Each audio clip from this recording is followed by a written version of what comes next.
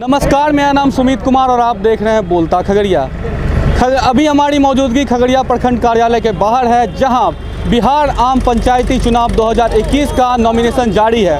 और इसी कड़ी में हमारे साथ खास बातचीत करने के लिए जुड़े हैं दुश्मनी बिशनपुर पंचायत से मुखिया के पद पे इस बार ताल ठोक रहे हैं हरिबोल प्रसाद यादव जी यहाँ हमारे साथ मौजूद है। आइए उनसे सीधे जुड़ते हैं और जानते हैं किन मुद्दों को लेकर इस बार जनता के बीच वो जा रहे हैं। आइए सीधे जुड़ते हैं। सर, सबसे पहले नॉमिनेशन के लिए बहुत बहुत धन्यवाद। किन मुद्दों को इस बार जनता के बीच लेके जा रहे हैं? अपने पंचायत का विकास, सर्वांगीण विकास के लिए। सर्वांगीण विकास के लिए दुश्मनी बिशनपुर पंचायत का जितना विकास होना चाहिए वह आज तक विकास नहीं हुआ। यह 5वां बार चुनाव हो रहा है, लेकिन आज तक हमारे दुश्मनी बिशनपुर पंचायत का जो विकास होना चाहिए वह घुसखोरों और दलालों के चलते हमारे पंचायत का विकास नहीं हुआ है। और जब तक हम चाहते हैं हमारी जनता का दुश्मनी बिशनपुर पंचायत का सर्वांगीण विकास हो।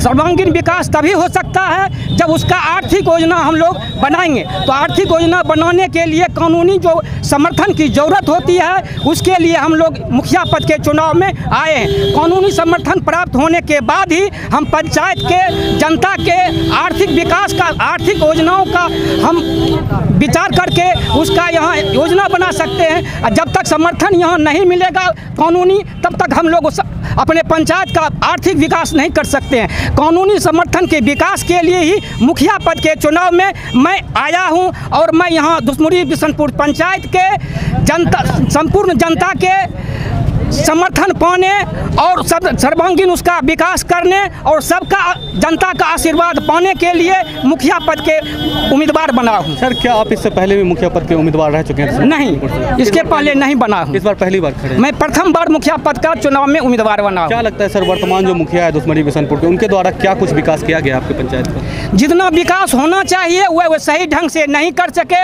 अभी भी हमारी जनता जो है दुश्मनी बिशनपुर पंचायत का, वह दलालों और घुसखोरों के चलते परेशान है, क्योंकि उसका मेन कारण है भ्रष्टाचार। भ्रष्टाचार के कारण आज हमारे जो वहाँ की जनता है, वह गरीब जनता, आज भी जो गरीब जनता का शौचालय न मानना चाहिए, उसे पैसा मिलना चाहिए, वह आज तक पैसा नहीं मिला और वह परेशान है। बहुत से शौचालय का निर्माण नहीं हुआ और जो विकास प्रधानमंत्री जो आवास योजना जो बनाया गया, उसमें यहाँ काफ़ी घुसखोरी हुई है। जनता कैसे विकास कर सकता है? उसे जो पैसा मिलता है वह पैसा तो ऊपरे सब लोग जो दलाल हैं, घुसखोर में खा जाते हैं, जिसके कारण उसके अपने पंचायत का, अपने जो शौचालय, अपने जो भवन का निर्माण करने के लिए चाहते हैं, वह सही रूप से भवन का निर्माण नहीं हो पाता है।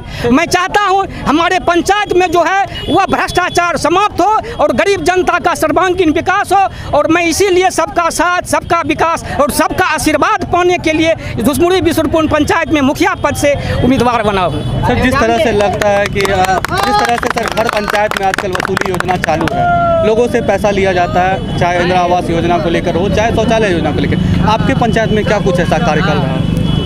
अभी तो चुनाव फिर अब आ ही गया है। अब तो उसमें सुधार जब होगा, हम लोग जब चुनाव में आएंगे तब हम लोग उसका समाधान खोजेंगे और जो भ्रष्टाचार हुआ है उसका निराकरण कैसे होगा उसको दूर करने का हम प्रयास करेंगे।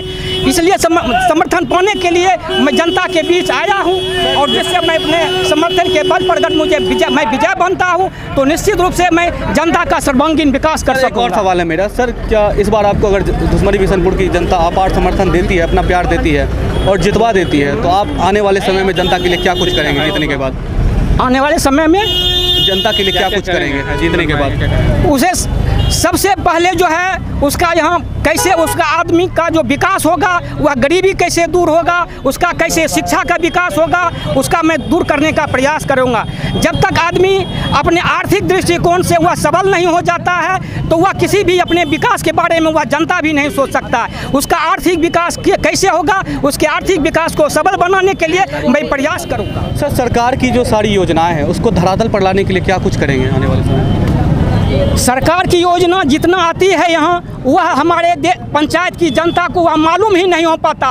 जनप्रतिनिधि जो हैं वे जानकारी होने के लिए हमारी जनता को नहीं देते हैं। जो भी सरकारी योजना आएगी यहाँ, मैं जनता के बीच उस ले जाऊँगा और उस योजना के बारे में मैं बताऊँगा कि हम सरकार की ओर से आपके विकास के लिए इस योजना का यहाँ प्रयोग किया गया है। इस योजना की घोषणा की गई है। उस योजना की घोषणा का मैं जनता को जानकारी दूंगा, जो सब जनता जाने और अपने योजना का वह लाभ ले सके। और हमारे यहाँ हाई स्कूल का भी निर्माण नहीं हुआ है। मैं हाई स्कूल का भी निर्माण वहाँ कराने का प्रयास करूँगा। जब तक वहाँ की जनता शिक्षित नहीं होगा तो वह सबल नहीं हो सकता और अपने भविष्य का निर्माण नहीं कर सकता। बच्चे यहाँ जब शिक्षित होंगे तभी समाज का, देश का, राज्य का, सभी का विकास होगा। सर, शिक्षा के क्षेत्र में क्या कुछ बदलाव लाएंगे आने वाले समय में?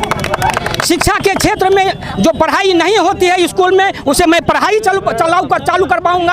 आज जो पढ़ाई होती है वह नाम मात्र शिक्षा के नाम पर वह लूट होता है। पढ़ाई किसी भी विद्यालय में नहीं होता। गुणवत्तापूर्ण शिक्षा, गुणवत्तापूर्ण जो शिक्षा है वह बच्चे को नहीं दिया जाता है। और शिक्षक नहीं आते हैं तो पढ़ाएंगे क्या यहाँ? और शिक्षक की भी कमी है। मैं उस शिक्षक की कमी को मैं पूरा करने का प्रयास करूँगा कि हर विद्यालय में, हमारे पंचायत में शिक्षक की जो कमी है उसकी पूर्ति हो। सर, दुश्मनी बिशनपुर की जनता से क्या कुछ अपील करना चाहेंगे?